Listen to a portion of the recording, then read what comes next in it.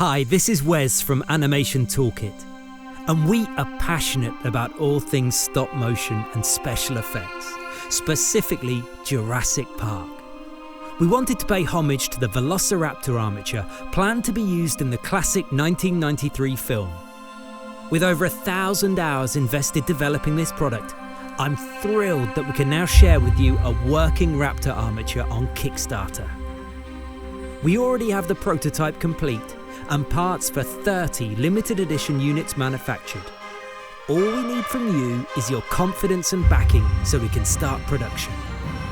With over 33 CNC and laser cut joints and parts, this stainless steel armature has over 60 points of articulation, is handcrafted in our workshop, and measures over 60 centimeters long.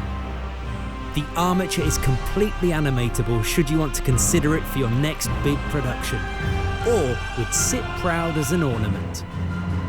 A big thank you from me and the rest of the team at Animation Toolkit for your backing and continued support.